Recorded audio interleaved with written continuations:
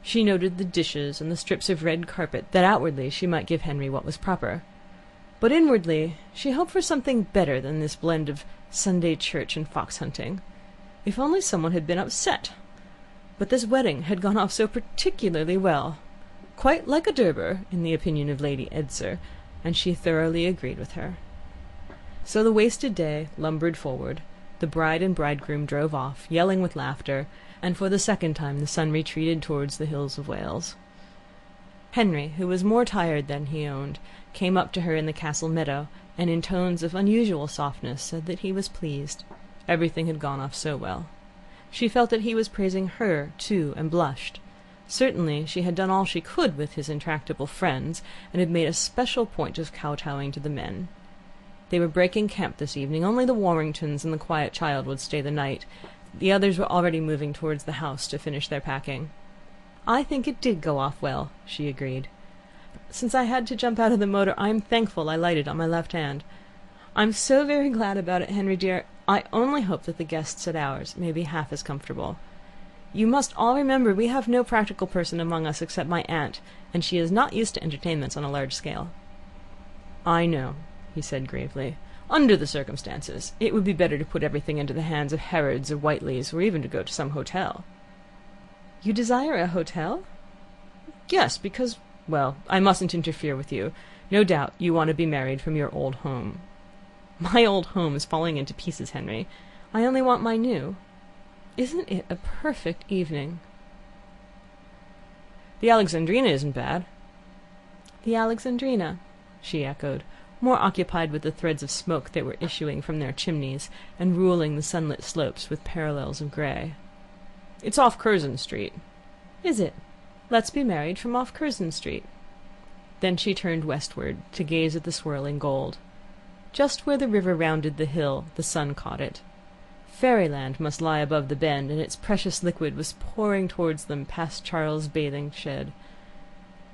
She gazed so long that her eyes were dazzled, and when they moved back into the house she could not recognize the faces of the people who were coming out of it. A parlour maid was preceding them. "Who are those people?" she asked. "They're callers," exclaimed Henry. "It's too late for callers." "Perhaps they're town people who wanted to see the wedding presents." "I'm not at home yet to townies." "Well, hide among the ruins, and if I can stop them, I will."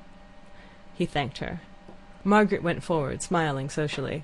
She supposed that these were unpunctual guests, who would have to be content with vicarious civility, since Evie and Charles were gone, Henry tired, and the others in their rooms. She assumed the air of a hostess. But not for long, for one of the group was Helen. Helen in her oldest clothes, and dominated by that tense, wounding excitement that had made her a terror in their nursery days. "What is it?" she called. "Oh, what's wrong? Is Tibby ill?" Helen spoke to her two companions, who fell back. Then she bore furiously forward. "They're starving!" she shouted. "I found them starving!" "Who? Why have you come?" "The Basts." "Oh, Helen," moaned Margaret. "Whatever have you done now?" "He's lost his place. He's been turned out of the bank. Yes, he's done for. We upper classes have ruined him. And I suppose you'll tell me that it's the battle of life. Starving. His wife is ill. Starving. She fainted in the train." "Helen, are you mad?" "Perhaps. Yes, if you like, I'm mad. But I've brought them. I'll stand injustice no longer. I'll show up the wretchedness that lies under this luxury, this talk of impersonal forces, this cant about God doing what we're all too slack to do ourselves." "Have you actually brought two starving people from London to Shropshire, Helen?" Helen was checked. She had not thought of this, and her hysteria abated. "There was a restaurant car on the train," she said. "Don't be absurd. They aren't starving, and you know it. Now, begin from the beginning. I won't have such theatrical nonsense." "How dare you? Yes, how dare you?" she repeated, as anger filled her. "Bursting into Evie's wedding in this heartless way. My goodness, but you've a perverted notion of philanthropy. Look," she indicated the house. "Servants, people out the windows. They think it's some sort of vulgar scandal, and I must explain. Oh, no, it's only my sister screaming, and two hangers-on of ours, who she's brought here for no conceivable reason." Kindly take back that word hangers-on, said Helen, ominously calm. Very well, conceded Margaret, who, for all her wrath, was determined to avoid a real quarrel. I, too, am sorry about them, but it beats me why you've brought them here, or why you're here yourself. It's our last chance of seeing Mr. Wilcox. Margaret moved towards the house at this. She was determined not to worry Henry. He's going to Scotland. I know he is. I insist on seeing him. Yes, tomorrow. I knew it was our last chance. How do you do, Mr. Bast? Said Margaret, trying to control her voice.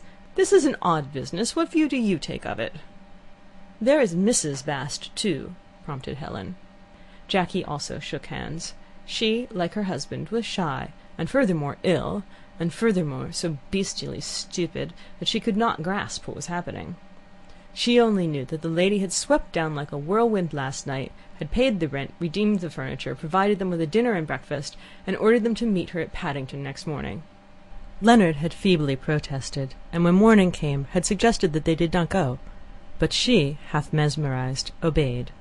The lady had told them to, and they must, and their bed-sitting room had accordingly changed into Paddington, and Paddington into a railway carriage that shook and grew hot and grew cold, and vanished entirely, and reappeared amid torrents of expensive scent.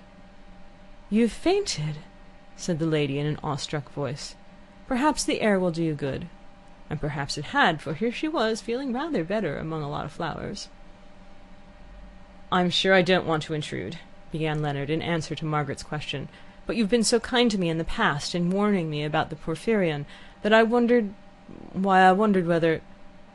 whether we could get him back into the Porphyrion again," supplied Helen. "Meg, this has been a cheerful business, a bright evening's work, that was on the Chelsea Embankment." Margaret shook her head and returned to Mr. Bast. "I don't understand. You left the Porphyrion because we suggested it was a bad concern, didn't you?" "That's right." "And went into a bank instead." "I told you all that," said Helen. "And they reduced their staff after he'd been there a month, and now he's penniless, and I consider that we and our informant are directly to blame." "I hate all this," Leonard muttered. "I hope you do, Mr. Bast, but it's no good mincing matters. You've done yourself no good by coming here. If you intend to confront Mr. Wilcox, and to call him to account for a chance remark, you'll make a very great mistake." "I brought them. I did it all," cried Helen. "I can only advise you to go at once. My sister has put you in a false position, and it is kindest to tell you so. It's too late to get to town, but you'll find a comfortable hotel where Mrs. Bast can rest, and I hope you'll be my guests there."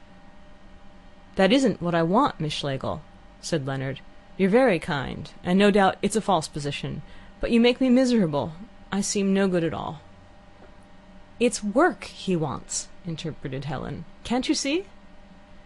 Then he said, "Jackie, let's go. We're more bothered than we're worth. We're costing these ladies pounds and pounds already to get work for us, and they never will.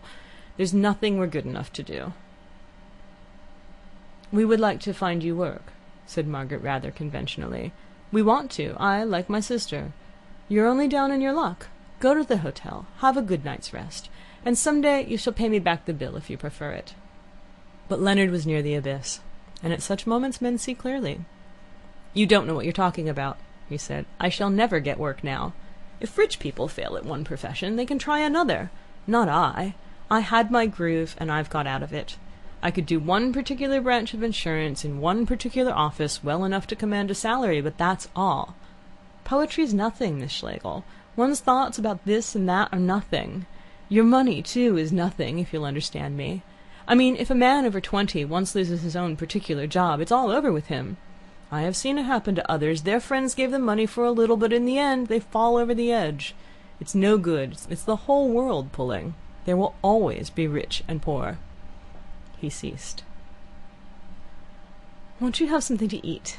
said Margaret. "I don't know what to do. It isn't my house, and though Mr. Wilcox would be glad to see you at any other time, as I say, I don't know what to do, but I undertake to do what I can for you.